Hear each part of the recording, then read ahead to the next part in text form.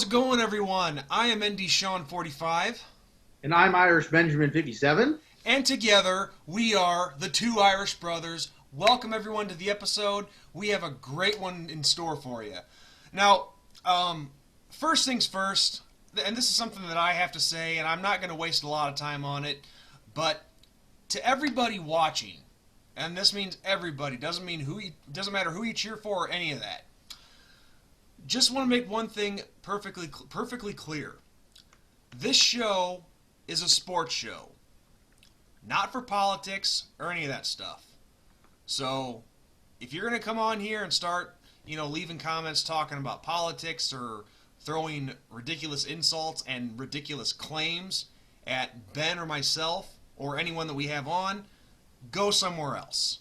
You know what? Bring it to my channel. So, on this show, keep it to sports. That's all I'm going to say. So I just wanted to clear that up before we go any further. And Ben, I'd like to think you would agree with me on that. I totally agree. Totally agree. So yeah, that's all I'm going to say about that, just to set things straight for the record. Okay. So with that said, great show that we have planned for you guys today. This is one that's actually a topic that we both had planned to do ahead of time, but we also had a viewer of ours request us to do this. Yes, I'm talking about you, Mr. Bob Walker. And that is all of the Notre Dame football prospects that competed in the NFL Combine. Now, the million-dollar question, where do we, Ben and I, think that these guys are going to end up? Not necessarily where they're going to end up, but what round do we think that they're going to go in? So let's just get right into it, Ben. Let's start with the main one, Chase Claypool. And since I went on this long-ass intro to start the video, you started with this one. Well, Chase Claypool had an absolutely phenomenal combine, and he had a great career at Notre Dame, but everybody, whether it was on Twitter, Facebook, Instagram, what have you, was buzzing about Claypool's day during the combine. So I think he will be a second-round draft pick, in my opinion. And I think he will probably go to a lower, bottom-of-the-barrel team. I don't think a big-name powerhouse will be getting him. I think somebody that's looking to be the next up-and-coming powerhouse will be going after him. So I could see someone like the Bengals going after him. But we'll see. According to his stats, he blew everybody away, scouts wise, at the combine. So very, very exciting for him. And a bunch of other guys did great, but the buzz was around him for the most part. Well, one question with Chase Claypool, and this is something that even I'm having a hard time with, debating in my own mind. Do you think he will go as a tight end or a wide receiver? I think he will go as a wide receiver. Wide receiver? And the only reason I say that is because we have seen in the last decade there be a place for the bigger wide receivers. We've seen Calvin Johnson. We've seen Larry Fitzgerald. We've seen Mike Evans. He's the newest guy on the block for huge wide receiver, tall lengthwise. So I think Claypool is just the next guy in for that whole realm. Well, that's a good point. I mean, myself, I'm kind of edging towards tight end, but you make a great case for him going in as a wide receiver too. But honestly, I can't really make up my mind. But I could definitely see either one, but wide receiver makes the most sense. But let's look at his numbers here from the combine. 4.42 in the 40, 19 bench press reps, a vertical jump of 40.5, and a broad jump of 126. And his prospect grade is a 6.35, which, according to NFL.com, will be starter within the first 2 seasons. And from what I've heard people say, these are, it's interesting that you bring up Calvin Johnson, because already people are saying that those are Megatron numbers that he put up in the combine. So I'm going to make a very bold prediction here, Ben. I think Claypool might have played his way into the first round. He could have. Could have. I think the reason I say second round is because the teams that could probably need a wide receiver, they also need a quarterback. And I feel like a lot of those teams that are going to be going for a wide receiver as well will draft a quarterback in the first round. So that's like Miami, Cincinnati, Oakland's been thrown around for going after a quarterback and shopping Derek Carr. So the first couple picks in the draft, I see going after and maybe trading spots, but going after the quarterbacks that they want and they deem their future. And then I could see, like, in the second or third round, them going after a wide receiver. Okay. Well, like I said, with me, it's just a very bold prediction. Right. But second round for sure. Right. But I just feel like taking a risk with my prediction on this one and say that he's played his way into the first round. I could see that team that's really needing a wide receiver, but like you said, needing a quarterback. They could be like, all right, we need a quarterback, but this guy's too good to pass up. I could see a scenario like that possibly playing out, but first round is a bold prediction. Second round is definitely a safe bet for sure. So, with that said, on to the next prospect. And I hate it when the screen just takes me off of where I had it. But, at the same time, I think that's what makes these videos raw. You know what I mean? Yeah. Okay. I just like to bring up numbers so I know for sure what these guys did. Pardon me.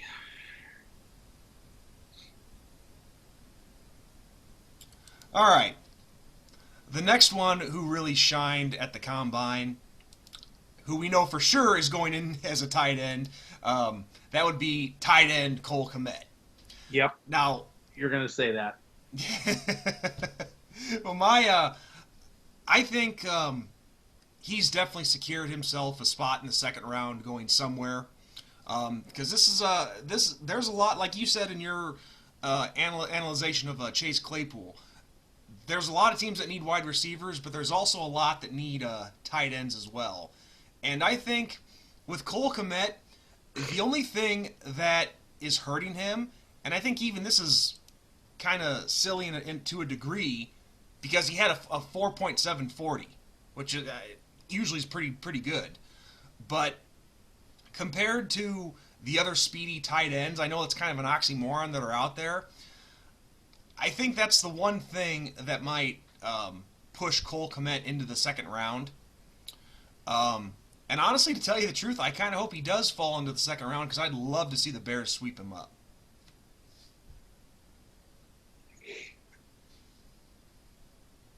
Oh, that was it. I think. That's it? Yes, Cole Kmet second rounder for sure. So it's funny that you say the Bears. I could see Claypool. I could see Kmet going in the first round. And the reason I say that is I could see a bigger name team that is in the hunt for a Super Bowl make a run for him. Because they are not needing the same pieces that these other teams need. And I think, and my prediction is I think the Packers will make a run at Kmet in the first round. Oh, don't say that. Please don't say that. Why did you just say that? I was like, I'm gonna have to crush Sean's dreams. But part of me just died. Right. I really do, though. I really do. And the reason I say that is just because they don't need a lineman. They don't need a quarterback. It's one of those teams that they could waste a first-round pick on somebody like Kmet. And that's true. To the speedy part of what you said, I don't think that is a huge factor for some teams. first off, he was rated number 4th tight end in the draft class by Pro Football Focus. So that is saying something for Cole Kmet. And the other part is, if you watch that Georgia game, and I know you did, but I'm talking like our viewers, if you watch that Georgia game, he went up against a hell of a defense, and he bullied that defense himself. Yeah. I mean, he was one of our bright spots in that game on offense. And I'm not saying colleges are on the same level as pros. I'm a firm believer that you could take an Alabama team and put them up against the worst team in the NFL, and the NFL team would beat them. But to say and see him do that against a very, very strong defense shows that he could make his own mark in the NFL. Yeah, that's true. So I could see, like I said, him going to a bigger name team like the Packers, like the 49ers, like the Patriots, that are in the hunt, as opposed to a team like the Bengals, the Dolphins, the Raiders, whoever, that's lower at the bottom of the barrel. Now, he could slide to the second round, which I could see because most teams draft a quarterback or a lineman in the first round. It's just the way things are. But he's going to have a stellar NFL career, in my opinion, as long as he can stay healthy. I thought Eifert was going to have a hell of a career, and his biggest downfall was he just couldn't stay healthy in the NFL. Yeah, he had some bad breaks with the injury bug there, but he's not the first one. He won't be the last. I mean, you did a pun right there that was perfect on the bad breaks for Eifert when he his last bad injury, that when he snapped his ankle. Oof. Well, I meant no pun by that. No pun was intended. But yeah, I mean, he just has to stay healthy, and that I think is a big thing for all those guys that are going in. Every single player, not just Cole Kmet, but everybody. So we'll see.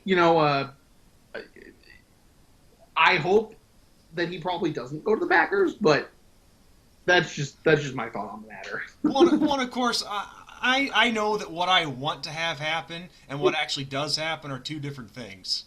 But yeah. I would hate to see him go to Green Bay. If the Bears aren't able to snag him in the second round, if he doesn't fall that far, please don't go to Green Bay. Please, please, please don't go to Green Bay. That's all I ask. That's all I ask. I mean, come on. Help me out here. Come on, football gods, help me out. So with Kmet, I think second rounder. Ben, you think first. So let's go to the next one here.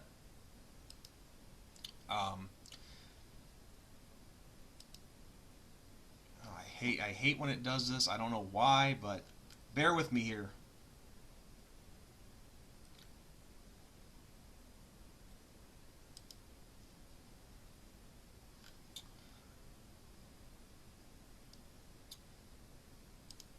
All right. The next one on the list here, Julian Okwara. Now, what Ben? I'll let you start with this one. What's your thoughts on Julian Okwara? Where do you think he'll go? See, now he is also in the Kmet boat, where he is ranked 4th overall as a defensive end, or edge rusher, as some people call it, according to Pro Football Focus. So he had a really good combine as well. He kind of flew under the radar since everybody was focused on the big two stars of the Notre Dame offense in Claypool and Kmet. But I think that he could go in the third round. I think he'll be a third rounder. Him and Khalid Kareem are kind of in the same boat. So, and I'm not going to say much about Khalid Kareem, but both of them being defensive ends, they both, had stellar combine numbers and flew under the radar. But he's a big under the radar guy, in my opinion, and I think third round is the destination for him. Yeah, so, yeah, that's what I was thinking with Julian Okwara. The only stat that I'm seeing listed is bench press, and he had 27 bench press reps, but it doesn't look like he did anything else. At least it's not listing it anyway. But that's kind of where I was thinking, was late second round, probably early third round with Julian Okwara. I mean, he had a great senior season, and he definitely left a good impression with the scouts. So there's no reason why you shouldn't go at a decent spot in the draft like that. You know what I mean? Yeah. Yeah, and I think he could easily wind up, and this is me being biased for a second. I could easily see him winding up with the Dolphins and joining Durham Smythe on that Dolphins roster for Notre Dame players. So the Dolphins have had a few issues at defensive end, and they traded one of their greatest defensive ends of all time last year away, or not traded him away. I guess they let him walk. So I can see it. I mean, do I think it'll happen? Maybe not, but I would like to see it. That'd be kind of nice, but we'll see. Now, since you mentioned him, let's go right into it. Khalid Kareem. Sounded like he had a pretty decent combine. For some reason, again, and he's not the only one on the NFL website here, but it's not really listing any of his numbers from what he did in the combine. Actually, it's not giving anything. Let's see. Yeah, I know Khalid Kareem was listed as the 12th best edge rusher in the NFL draft according to Pro Football Focus. So I mean that's top 15, and that's pretty darn impressive. Yeah. It is listing him as a 5.97 for a prospect grade, which according to the NFL website, that is. Oh, where's it at here? Where is it at?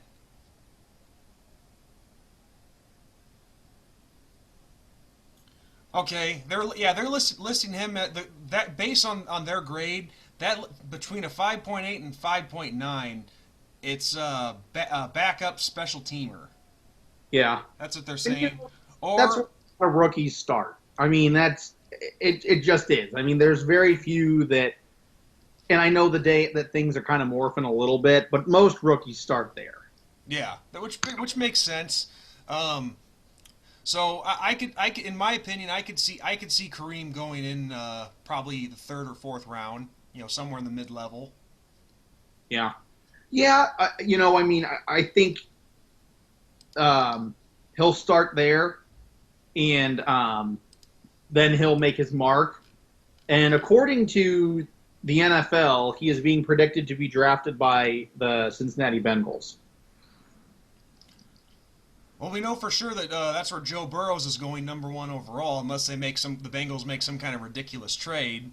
But no, I think he could definitely help out that defensive line because obviously, what area of that team didn't struggle last year? Yeah, and like you said, a special teams player, and you got to remember that's where Drew Tranquill started this past season for the Los Angeles Chargers. So, yeah, I mean, it's kind of like a rite of passage. There are very few guys that get to start automatically and immediately coming out of the NFL draft. And I feel like most guys are kind of rushed too much. And then people get very disappointed because, let's face it, the NFL is the highest level of football you're going to play. And everybody is there for a reason. It's just the way things are. I mean, I can't tell you how many guys I've seen that were dominant in college football become average to below average in the NFL. Yeah, it happens. So, I don't think that could happen with him for whatever reason. Notre Dame has done a great job pumping out defensive line talent, guys that have a decent career in the NFL. So I could see it, and only time will tell. And that's kind of my approach to a lot of things with the draft, especially since I'm a Dolphins fan, because everybody's in camps. Everybody's like, oh, well, we have to get this quarterback, or we have to get that quarterback, or this quarterback sucks, or that quarterback sucks. And it's like, wait a second. None of these guys have played a down of football in the NFL. It is not fair to say that one is going to suck and one's going to be great. No, it's not. I've seen great players go into the NFL and suck, and I've seen average to below average players go into the NFL and become superstars. So it just kills me when fans get that way. Yeah, So I mean, as good as these guys are, they still need to be trained and built up for that next level. I mean, yeah, you can go and dominate in college all you want. That doesn't mean you're going to do the same thing in the NFL. I mean, right. it's just common sense. You know, any armchair quarterback can tell you that. It's just common sense. You know, the best example that we all know, Tom Brady, 6th rounder. Where is he today? Probably the best quarterback to ever play the game. Right. Yeah. So now speaking of that, with you know, these guys coming in as later rounders and just being complete all pros and superstars in the NFL, this is a guy who I think could actually do that. Aloy Gilman. Yeah. I think he could be a sleeper. I think he is a sleeper. I think he has the potential to go on to be a pretty big star in this league. Maybe that's another bold prediction on my part, but from what I'm reading and seeing his numbers at the combine, you know, let's just go across the board here. A 4.640, which not too shabby. 17 bench press reps, a 32 vertical jump, a 119 broad jump, a 6.81 in the 3-cone drill, and a 4.08 shuttle. So those, and not to mention his character. From what I'm reading, a lot of the scouts are impressed by that. I mean, it's nothing huge, but I was reading an article earlier today where one reporter was impressed with just the fact that Gilman actually took time to clean up a corner of the end zone. And it sounds silly, I know, but the reporter was saying how impressed he was with his character, because not many guys would do something like that. Actually go out of their way to help another situation, you know? Right. But still though, you look at those numbers and they're not horrible. I mean, the draft grade. Oh no. Oh good, you're still here. You froze up there for a second. Yeah. Yeah. So did you. I was like, oh, it's done. Okay. Yeah, and I think that is huge for the NFL. You know, like what that scout said. I can't believe that Aloy Gilman did this. Well, it was just a reporter, not a scout. A reporter, but I mean that shows that somebody's paying attention to that, and the reporters, once again, they have a lot more power than I think people think. That's true. Fortunately, unfortunately, I mean, depending on how you look at it. But the NFL is trying, and I hate bringing it in, they are trying to rebuild their image after some of the things that have happened in the last couple of years. Yeah, they want to kind of build the fans' trust back up again. That can be a huge selling point for teams that are on that cusp of going, well, those numbers just don't add up to this guy. But we really do like his character, and that'll be a guy that'll do whatever we want, and he will ask us questions, and he won't say no, and all that. And you know what? The NFL teams, they want things like that. They are trying to move away from some of these crazy guys that are raw talent will a lot of times outweigh character. I mean, especially in a league like the NFL. But it helps Gilman a lot that people are noticing that. And like you said, with the sleeper aspect, a lot of guys in his position, they are the sleepers, because the position that he is at, it takes not only talent, but a lot of knowing the ins and outs of the game. And the way you ascend to the next level, and granted I'm an average Joe and I have never been in the NFL or done anything in that capacity, but what I've noticed is the way you ascend to the next level in the NFL is by being a great student of the game. And if you've noticed, these guys that came out like Brady were not the most flashiest guys, but if you ask any of their teammates or any of their coaches, they are the best students of the games that they have ever met. And I think those are some of the guys that make the best players, or turn out to be the best players, because they have that desire and that willingness to learn the game. I mean, even more than what they already know. They want to learn. They want to take it to that next level, and they want to show. They want to show that they're the guy that can be worked with, and they want to show those coaches the same thing. Like, hey, you know what? This guy may not be the absolute best prospect out of college, but we can work with this guy. He has a great attitude. He puts himself before others. We'll give this guy a shot and work with him. And if it doesn't work out, then it doesn't work out. Really no risk involved there. If that makes sense. And it does. I mean, and that's honestly how teams, from my knowledge and just hearing reports out of camps and stuff, that's how they approach it. I mean, I could see him being a third or fourth rounder. It's not a huge draft pick, so it's not like you're putting all your chips in his table. You know, you're just saying, okay, we're going to take a little bit of a chance, but it's whatever, and if it doesn't work out, then it doesn't work out. And then we'll go our separate ways. I definitely think fourth rounder, but if he does slip, I don't see it being past the fifth round, because I know there's a lot of teams out there that are really needing a free safety. Yeah. But of course, you know what actually happens is a completely different ball game. But I think fourth round, no later than the fifth, with Aloy Gilman. Now the next one, if I can bring it back, since I have to bring it back up again, since the screen always changes on me here. At least a search on here is simple, because it just says choose a college, and I can avoid all the by-conference stuff since Notre Dame's an independent. So it makes it quicker. Now the next one, Jalen Elliott. Now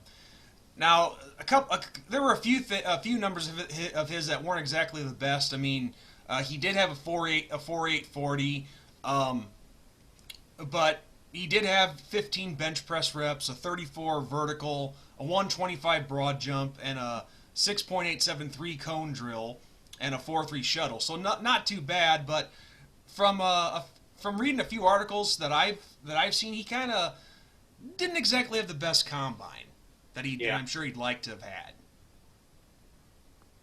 Yeah, it's you know, it seems like guys either have an absolutely phenomenal combine, or they just have an average to below average combine. And I feel like a lot of people put a lot of stock in the combine, and I don't put as much of stock in it as I think some people do. And I'm not saying I'm the most perfect still there? Yeah, I'm here. Sorry about that, everyone. The internet went out on my part of things, so that screwed up the whole the whole video. Hopefully we can have these things worked out as the show progresses along here.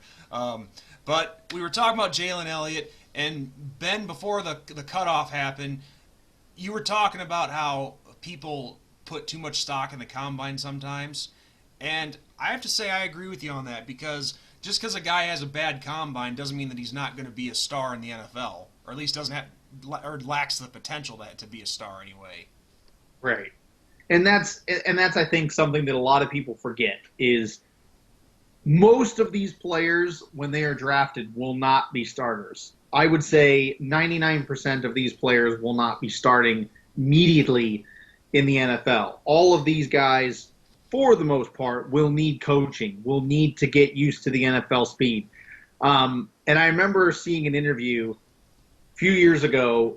They were interviewing a rookie, and they said, you know, what has been the hardest thing for you in your first season? And they said the length of the season and is the biggest issue, because they're just not used to that kind of grind.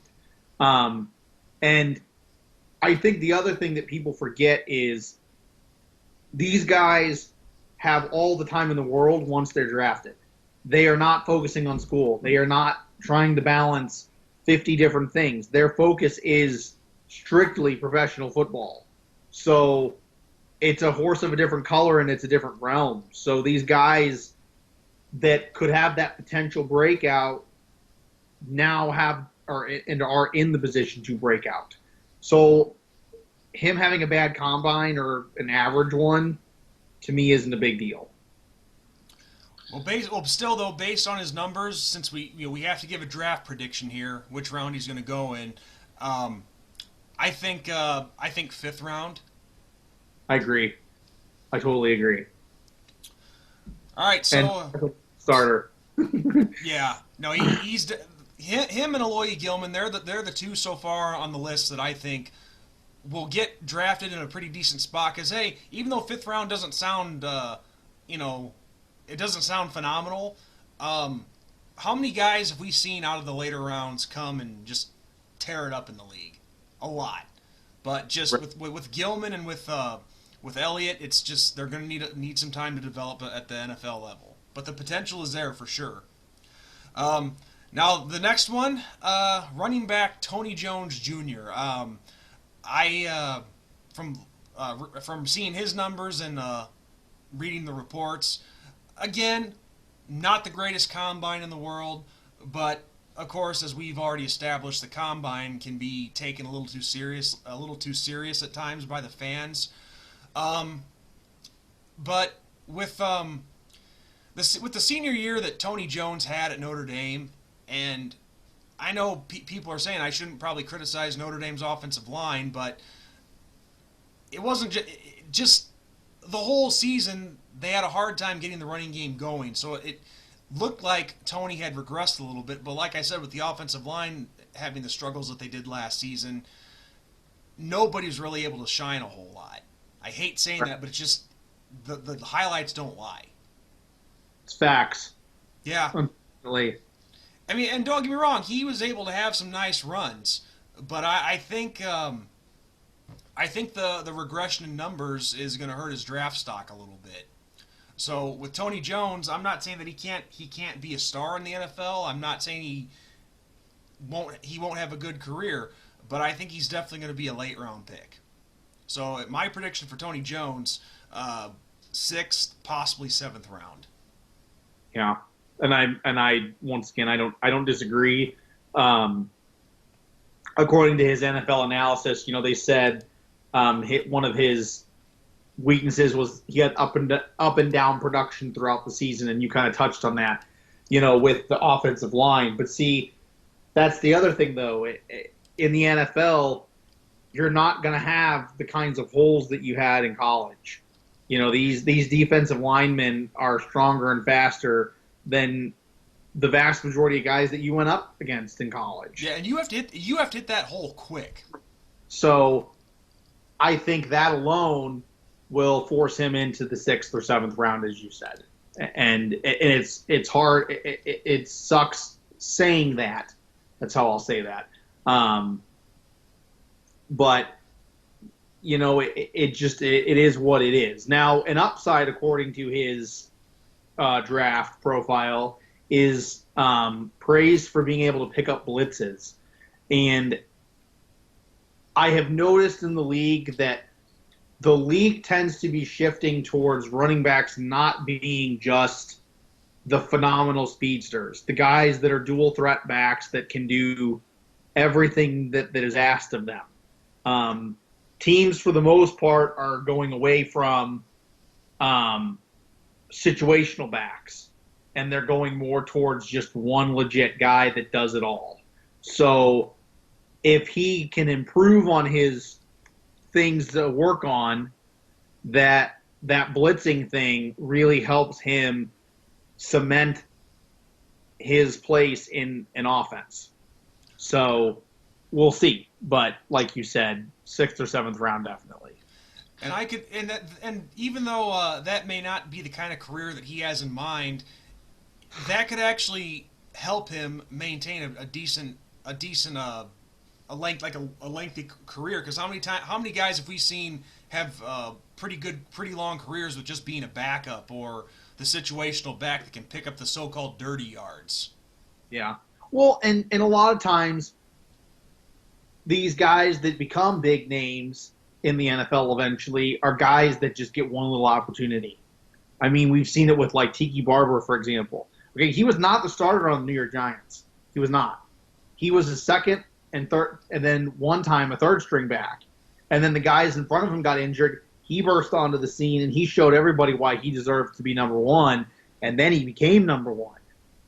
Yeah. And his career wasn't cut short, like you said, because he was a second and third string back.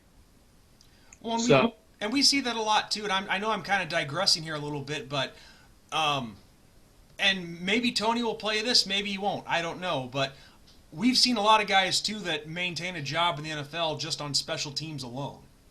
Right. I mean, the best example I can give, and I know this is probably a biased answer, but Sherrick McManus of the Chicago Bears. I mean, he's a defensive back, but his main value that's kept him a job in the NFL all these years has been his play on special teams. Yep. And people, a lot of people don't realize that special teams, that gets guys, so many guys that have a job in the NFL just for that alone. It's ridiculous, and that's the only time you'll ever see them is when it's special teams. That's it. Other than that, you never see them really like play on offense or defense. Yeah. So, the next guy on the list, Troy Pride Jr., quarterback or cornerback. I said quarterback. No, corner. Now, he had I hate sounding negative here. I hate being that guy. I hate speaking, quote, ill of anyone who comes from the Irish. But his senior season with us, he kind of struggled. Yeah. He had a lot of blown coverages, got beat a few times. And I'm not saying that he looked lost out there, but he had trouble keeping up. Yeah. And it's funny that he struggled keeping up because his 40 time was pretty impressive. He had a 4.440. I mean, that's blazing fast. Yes. For a 40 time. I mean, I think the best guy this year was a 4.2. So 4.4 is nothing to scoff at all. But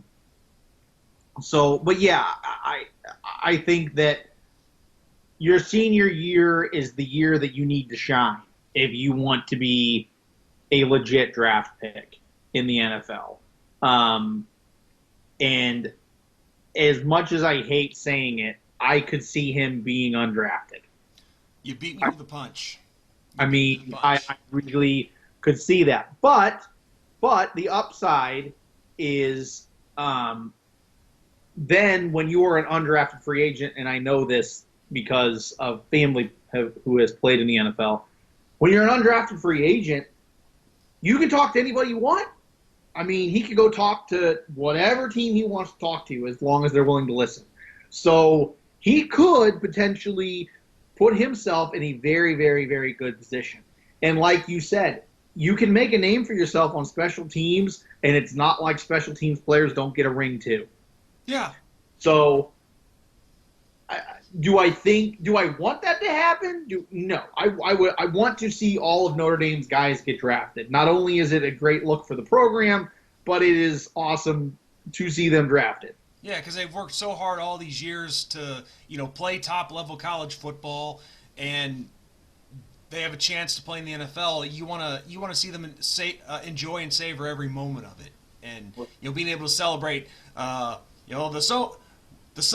This team selects Troy Pride out of NotreAme. They want to hear their name get announced. It's a big moment, kind of like when you graduate. Yeah, definitely. But yeah, the senior year thing. If you have a good senior year, but your numbers just aren't that great combine wise, then it's whatever. But when you have a bad senior year or you have a below average senior year, it really hurts. It really, really does.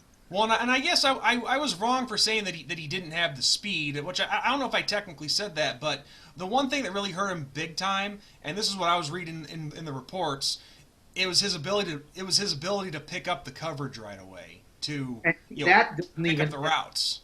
right, and that doesn't even have to do with speed. That just No, has to do with mechanics and knowing the game properly. I mean, you can have all the speed in the world, but if you don't know what the hell you're doing in that situation, then you're a detriment and you're not an asset. So, in his situation, I think it was more that he had those tools and he just didn't utilize them correctly. So, like you said, it's a bad look, and as I said, undrafted, unfortunately. yeah.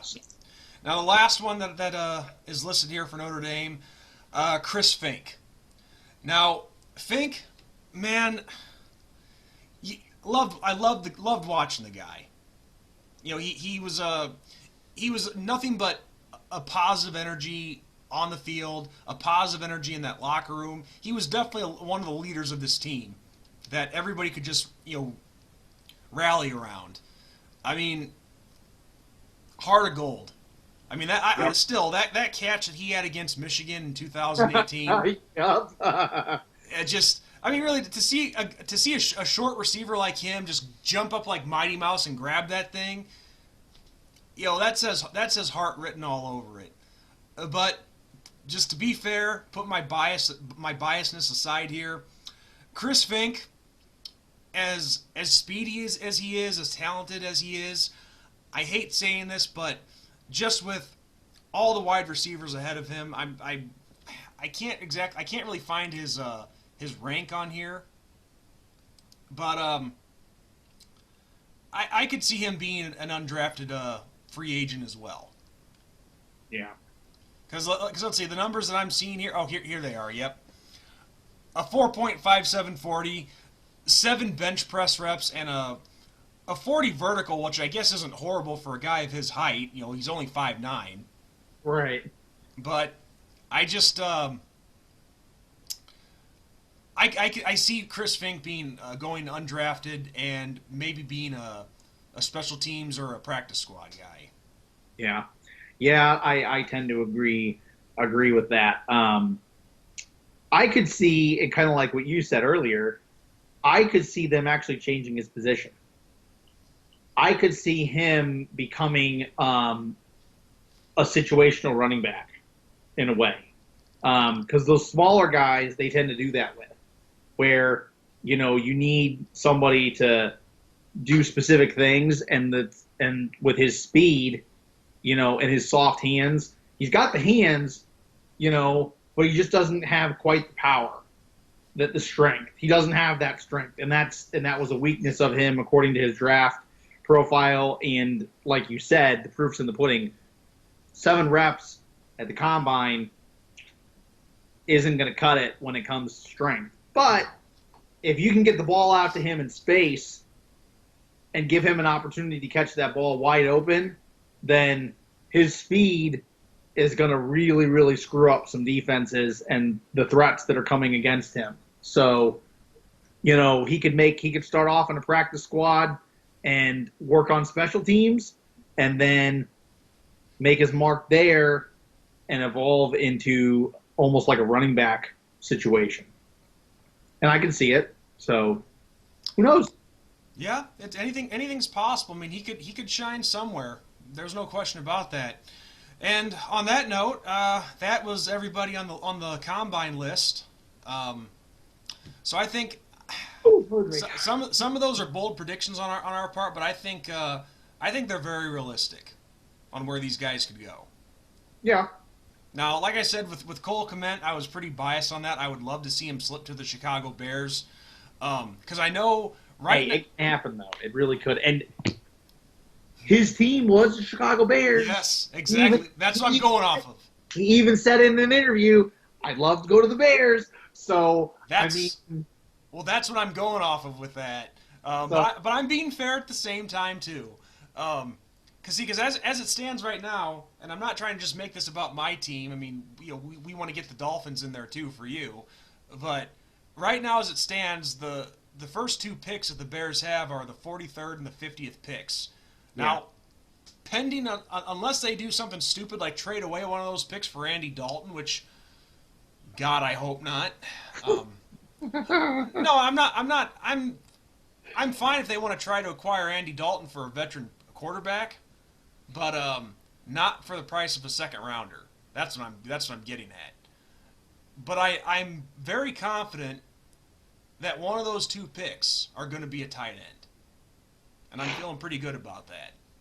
Yeah, well, that's where those guys go, though. So, like you said, it could happen, and it's a position. It's a positional need, isn't it, for the Bears? Yeah, well, let's see. Adam Shaheen. I know it's not official yet, but Shaheen's likely gone.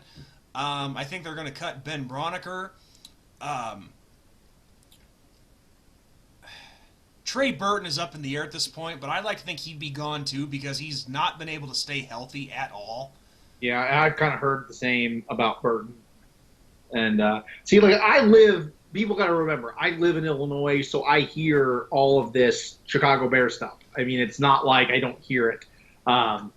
Even though the Bears aren't my team, per se, I do hear about it. And yeah, I've heard reports that they're going to go their separate ways from Burton just because of the injury aspect. And like I said, that's a thing. That is a huge thing in the NFL. If you can't stay healthy, and that's a thing with me too. If you can't stay healthy, I don't care if you're the greatest player of all freaking time. You're not playing. You are a waste of a roster spot. It baffles me when people are like, oh, well, we should go get this player, or we should go get that player. They're just so talented. And I'm like, yeah, they're talented, but they can't stay healthy. Like, why do you want that? You want the most talented person in the world that's injured on your team that's only going to give you 2 games out of a 16-game season? And the franchise is like, well, yeah, we're on top of that, we're paying this kid all this money, and he keeps getting hurt, which getting hurt's part of the game of football. I get that. Right. But there just comes, when push comes to shove, the franchise is faced with these difficult decisions, and they don't like to do it. But in the end, you got to think of what's best for the franchise in the present and long term. Well, it's a business. It is absolutely. One word. You said it perfectly. Oh my gosh, you said it perfectly. You got to think long term. That's, I think, the biggest problem with so many fan bases is people don't think long term. Not trying to get off subject, but for example, the Cardinals. I cannot tell you how many people are so mad about the fact that we did not get Nolan Arenado.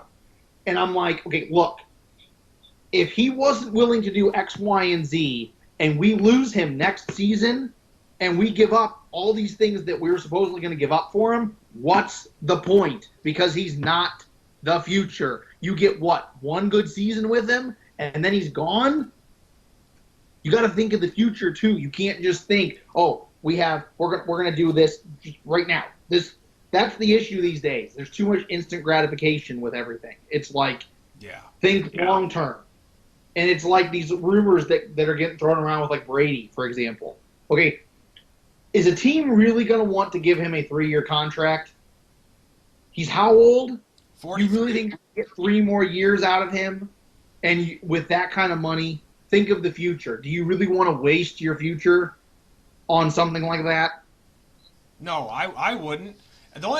With Tom Brady, as good as he is, if you're gonna give him that kind of contract, because of course this rumor's been going around with a bunch of teams. Of course, there was even a Brady to. Go ahead, dude. No, just so many teams. I agree. It's like every team under the sun that is considering getting a new quarterback is like, well, we'll get Brady. Yeah, well, there's even been a Brady to the Bears rumor. And yes. I was hearing that they were going to, if they'd sign him, it would be to a 4-year, $100 million contract, but with the guaranteed money, a 1-year deal with right. $30 million bucks. Now, if you're going to bring in a guy like Brady who is near the end of his career but can still somewhat produce, he has been producing, don't get me wrong. Right. But a guy that's that old, doesn't have a lot of time left, you better have all the damn pieces in place if you're going to do that. Right. Because how many teams that are looking at him that have those pieces in place? Not many. Not Right. many. And, I mean, only one that I can really think of truly is Dallas. Yeah. Because they have the line that could protect him. They have a solid defense put in place. I know there's been a lot of rumors of Tom Brady going to the Las Vegas Raiders, but how much do they really have in place? Right. So I don't know. I mean, it's definitely a very big gamble. Yes. And as much as I would love to see Tom Brady in a Bears uniform, maybe 5 years ago, but not now. Right. It's not realistic. No. I mean, and there's pieces in place, but there's some improvements that need to be made, especially the offensive line. Because let's face it, Brady, he's not as mobile as he used to be. And our offensive line had a little bit of a regression last year.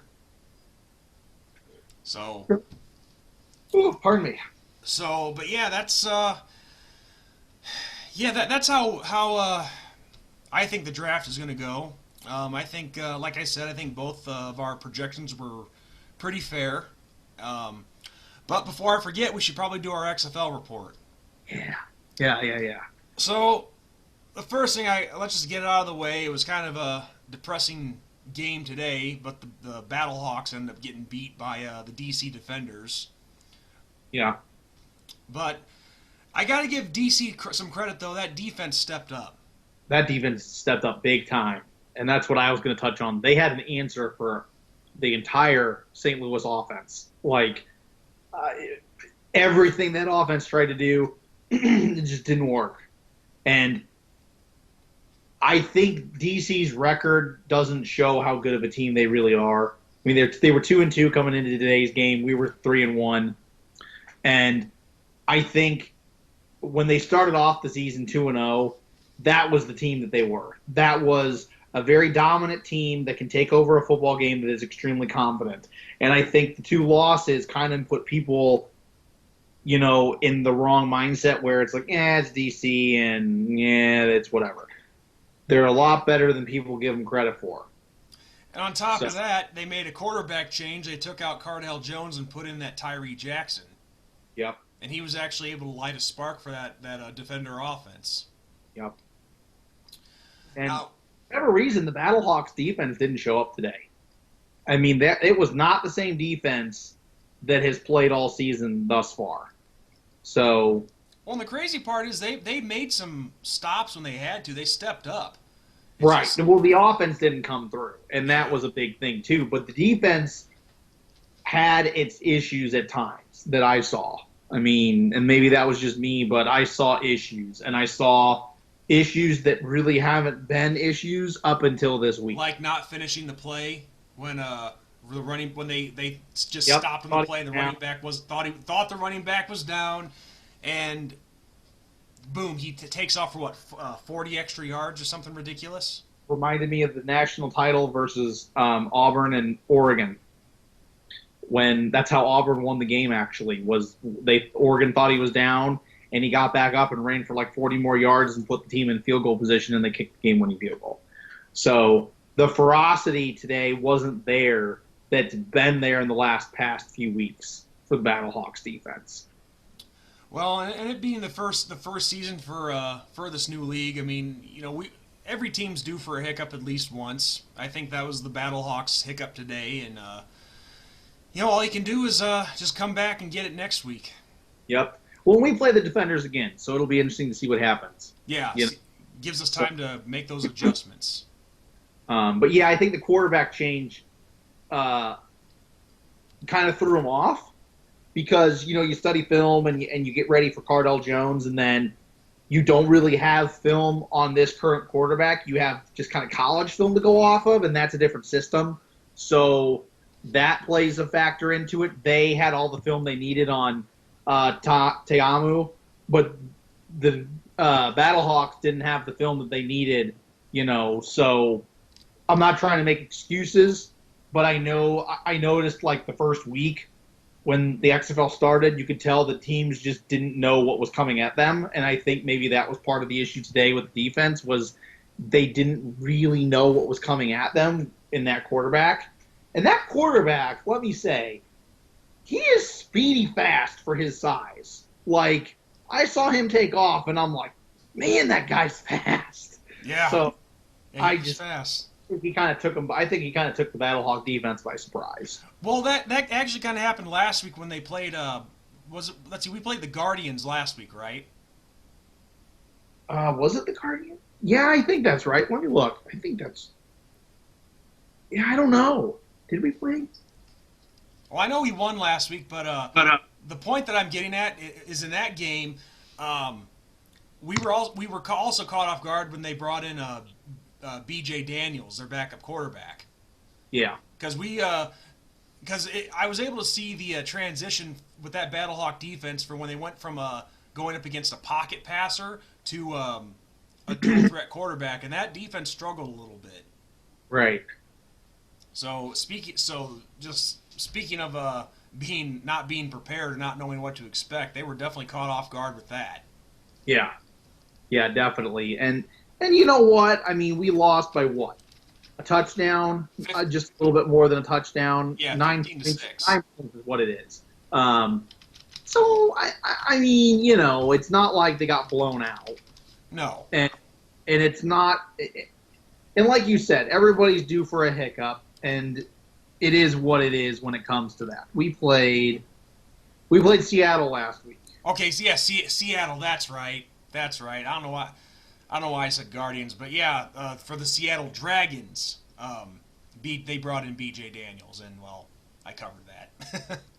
Right, but yeah, it was our first big adversity. You know, we'd had a little bit of like, okay, it's crutch time. It's clutch time. We got to kind of make this happen. We got to kind of do this, and we've seen the Battlehawks do that in the last couple weeks, where when they need to do something, they do it. But this week, it just seemed like there were a lot of mistakes. And you know what I noticed, and I think it's because of what happened yesterday. I noticed so many penalties called in this game. The refs were so nitpicky. And I do believe it's because of what happened yesterday in the Houston game against Seattle. Yeah, I think there was a lot of heat and pressure on the refs to be perfect today, and it was like they just nitpicked everything. You know, it was like every other play was a penalty. And it's like, dude, guys, let the guys play. Just let them play. There's holding on every play. Just leave it be. Yeah, Please. Come on. Unless it's obvious, don't call it. So, I mean, I'm not trying to say, you know, those be cheaters, but I noticed that. And I even posted about that in one of the St. Louis groups, and people were agreeing with me. It's like, it's like, don't be so nitpicky. And I think that hurt a lot. That hurt the Battlehawks a lot. Especially being in a hostile environment against the defenders. So well, and also going to that game yesterday with the Roughnecks and the kneel down and all that not being called, because there would have been 2 seconds left on the clock. Right. Yeah, because to let everyone know what we're talking about, yesterday's game between the Roughnecks and I think it was the Guardians that they played, the New York Guardians, or was it the Vipers? Maybe it was the Guardians. I think you're right. It was the Guardians. Okay, well... No, was it? Yeah, I think it let's look. Or was that Seattle again? Well, actually, no, I think Seattle's playing right now. Yeah, Vipers are playing Wildcats. So, yeah, it was Seattle. Okay, well, yesterday's game between the Roughnecks and the Dragons, Houston was just in victory formation. They were just looking to close out the game. Well, on fourth down, P.J. Walker, he goes to take a knee to what we thought were what turned out to be to seal the victory for Houston. Well, when he took the knee on fourth down, he took it with 2 seconds left. There were 2 seconds left on the clock when his knee touched the ground, so it should have been a turnover on downs right there, and Seattle would have had a chance to win the game. So, but even with that said, they were down, 9 points? But it's the XFL, Yeah, so you I know. score 9, which a lot of people forget. I mean, I know you didn't, but I'm saying, but yes, they were down 9, but a lot of people forget you can score 9 points in one go if you do it right. You can do the 3-point conversion after the touchdown, which is 6 points, and then that gives you 9. So, yeah, Seattle could have tied it, and they weren't given the opportunity. So And that's the thing. You kind of beat me to the punch there. Even though the ref screwed up, the Dragons still would have had to have gone, I think, what, like 30 some odd yards for the touchdown? right. I mean, it would have been insane for them to do it, but stranger things have happened. Yeah, you need to get that chance. But still, though, it works both ways. I mean, yeah, um, the Dragons still would have had to have gotten the touchdown and the 3-point conversion, but the refs did screw up. So it works both ways. So, but yeah, I definitely think that was a major reason why the refs were nitpicky in the Battlehawks and Defenders game today, for sure. Yeah, but I mean, like I said, we're still in the hunt for the division, and we're still okay. And you know what? It's something to improve on and learn, and you get another chance of redemption playing the Defenders again. And then it's on to the Vipers, and the Vipers are a better team than I think a lot of people give them credit for. Their defense is solid, so it'll be interesting to see what happens next week. And I'll tell you one thing: halfway through the regular season of this first season in the XFL, the attendance numbers and the viewing numbers have been pretty consistent. So this league has some potential. Yep. People are going to the games and people are watching. Yeah, and it'll be interesting to see what happens in season 2. They're already talking expansion. There are cities that are saying we would love to have a team. We would love to get that ball rolling, all that. So, I mean, if we have expansion, then that puts it in even more markets, because let's face it, it's in 8 markets right now. Yeah. So, I mean, that's very small compared to the NFL that's 32, and that's tiny compared to the NCAA that's what, 100 almost 130. So, yeah, it's exciting, and I think that my irritation with a lot of stuff in the XFL is not the XFL. It's the attitude towards the XFL. There are so many people that like poo-poo it, and it's like, it's football. Like, don't you want more football? Yeah, like, you want more football? Like, that's one of the ads that they or one of the promotions that they went off of was, hey, cure lack of football with more football. Right. But so I don't understand it, but well, some people you just can't please. Right. There's always people are always going to be poo-pooing about something and complaining about this, complaining about that, and they're just never happy. Nothing's ever satisfying enough. Yeah, I totally agree. So, but well, on that note, Ben, I think we covered a lot in this video. We definitely were able to cover a topic that we really wanted to, and give Mr. Bob Walker his request. Yes, and Bob, it is funny that you commented the other week on our video, because before you commented, I was thinking that. Like, we were on the same wavelength, because I was thinking, we really should do a show about the guys going into the NFL draft. And then, bam, he posts the comment, and I'm like, that's an omen. Viewers what? So yeah. You got to listen to your paying audience. Quote, paying audience. Right. They take time out of their busy day to view us. Yeah. So that's saying something. Yeah, that's definitely a reward. That's for sure. But what was I gonna say? Yeah, unfortunately, we weren't able to do it last week. We had things come up, but we eventually got around to it, like we promised we would. Yeah. It just, some stuff came up and on my end, and I'll take blame for it. So it came up on my end, just is what it is, and we tried to make it happen, but it just didn't work out. But for the most part, we shoot for every week, and we got to the topic. So you actually, that's what I was going to bring up is just to let everybody know, we're not always going to be able to do a show every week. But we shoot for every week. Yes, so we shoot. Yes, we shoot for every week, but it's not. It's just it's not a guarantee. That's all I'm saying. Yeah. So, but things should be getting easier, I think. Yeah, I hope so. I hope so. So, on that note, everyone, Ben, since I brought us in, you take us out, my friend. So, Thanks for watching, guys. If you like this video, smash that like button down below. And as always, have a great day. God bless, and go Irish. Go Irish.